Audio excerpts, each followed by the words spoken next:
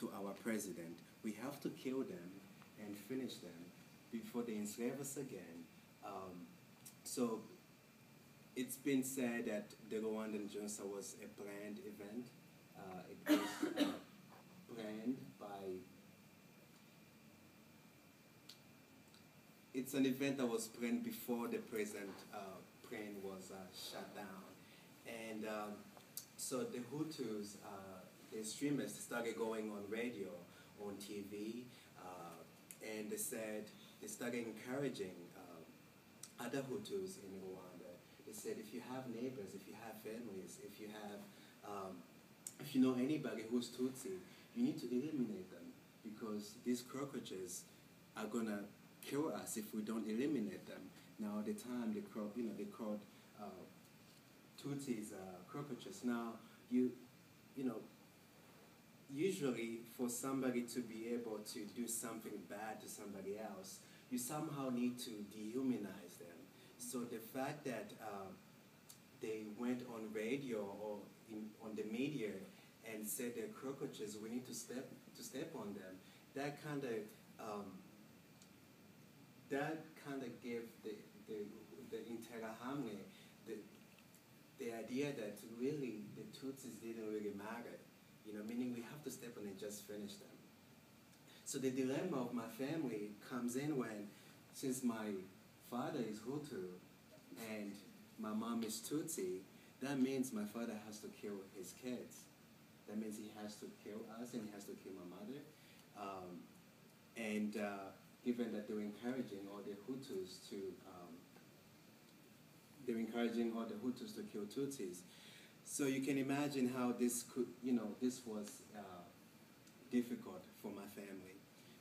I remember at the time I was 5 years old, and I remember my father called everybody in the living room. He said, we need to pray. We need to pray for protection from God because something terrible is going to happen to us. I remember we played in the living room, and my father and mother agreed that myself and my two sisters that we should go hide at the church where we used to worship at. My parents were Seventh-day Adventists, so they went to church on Saturday.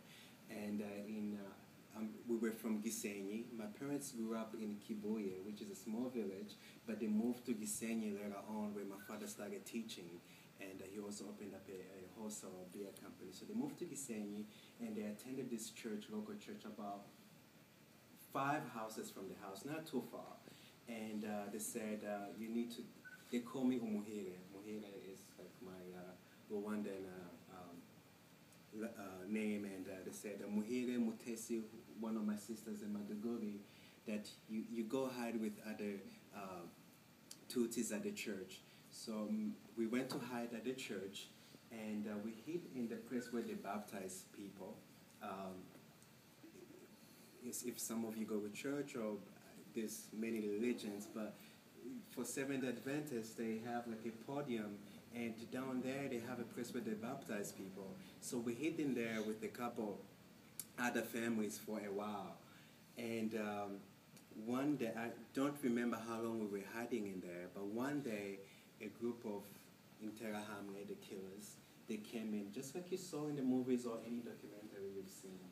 They came out chanting, Turabicha, Turabicha, bring them out. So, and they brought everybody out, and they made a huge circle, and they started killing one person one by one. Like they started murdering everybody, just like you saw in the movies, any documentary that you've seen. That was real. I remember at some point, they would bring people in the middle of the circle, and they would kill them. They had machetes, they had any violent knives, they had everything. And I remember my mom was brought in the circle, and they started beating her, and she was crying, and blood was coming out her mouth, and I think she was wearing a white blouse and igitenge, which is a traditional skirt type of thing that the women wear, and she was crying. I couldn't do anything. I was just standing.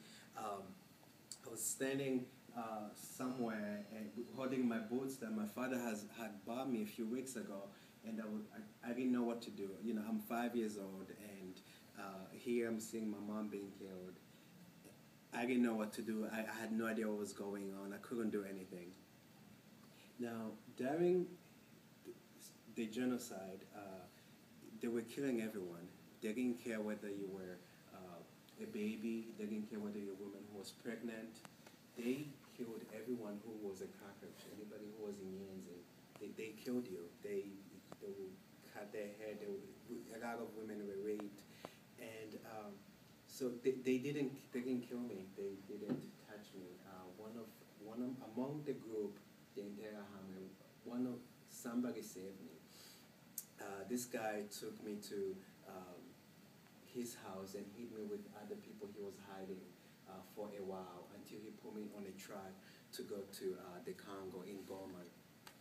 So the picture that I have, the last memory that I have of my mother is her screaming, being killed right there in that circle. That's the last image that I have of her. My father, I never saw how he passed, but the last time we prayed together, that's the last time I saw him. There have been stories that he was burned in the house because they thought he was hiding Tutsis in the roof. Our house was burned. We had a place where he had his business in our house. Both houses were burned. So there were stories that he was burned in the house. And there were other stories that he was killed as he tried to run away from the killers. My two brothers survived. The two, Mutesi and Maduguri, whom I was hiding with, they were also killed. I never saw how they died, but there were stories that they were stoned to death as they tried to run away. As people were running away, they were just running back, killed, slash and machete. They were pretty much, yeah, and so, okay. So that's the last time I remember seeing my sisters when we were hiding in at the church, and they got killed, and my mom. And so I went on the truck. I'm gonna give you this. I'm gonna give you a time to ask me questions. You can ask me anything you wanna ask. But I'm gonna try to tell you the story as I remember it, and you can ask me anything you want at the end. So I go on the truck, and I go to Goma, and that's when I reunited with my sisters, with my sister and brothers. My brother Nelson and Marcel, they were much older than I was, and they hid and they also survived the genocide, the war. So we reunited in Goma, and we stayed in Goma with the different families until the war ended. After the war ended, we returned back to Gisenyi, where I lived with my brother Marcel and his wife Asada, and my brother Nelson lived with us briefly. So the war ends, we come back to Rwanda. This is sometime in 1995. We come back to Rwanda, and things start getting interesting all over again. I lived with Marcel and Saada, and the life living with them wasn't easy. So you can imagine, I was a young child. I just witnessed a lot of things, and we come back to Rwanda, and my brother and his wife start abusing me. When they say they start abusing me, I started getting whipped for everything that I did. Now, I know, as a child, you do certain things, and your parents, they have the power to punish if you do something wrong. But that wasn't the case for me. I was pretty much whipped for anything that I did. If I was washing dishes and broke a plate, I will be whipped by Sada. And if I was washing my clothes, we washed clothes by hand. If I was washing clothes and they didn't wash them how I was supposed to wash them, or get whipped. if my brother was helping me do homework, and I said 2 plus 2 equals 3 instead of 4, I would get whipped.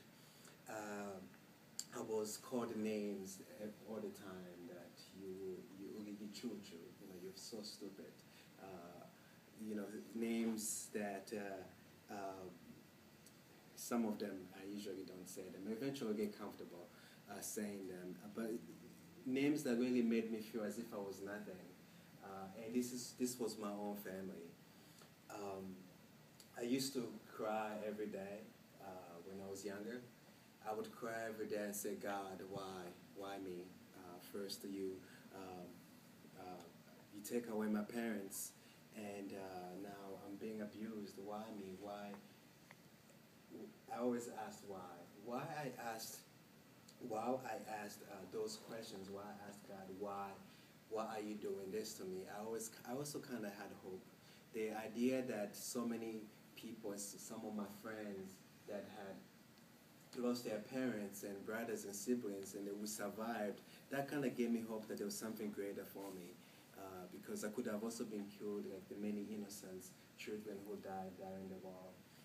Um, so I would pray, God, please help me go to a place where I can have friends, a place where I can be myself and play with friends. I can have sleepovers, because I had friends at school who would invite their friends over to their home. I was not allowed to bring any friends at the house, and I was also allowed not to have any friend to go to anybody's house.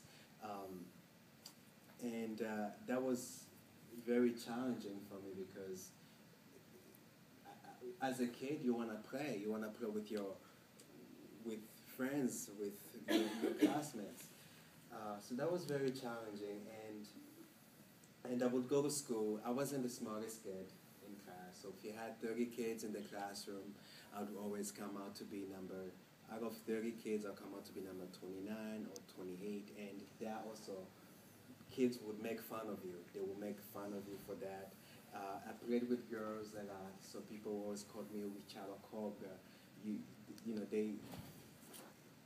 So you go home, you're being called on names, and they go to your school, you're being called names.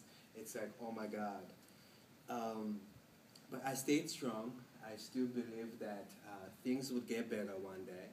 And in 2001, Francis, who is my sister's husband, he used to visit me. He used to visit us in Gisenia, and every time he came, he'd always brought me candy. He actually bought me the first car, like the toy. He brought me a car toy, and I would be able to drive it. So every time he came, I always cried, like, you gotta take me with you.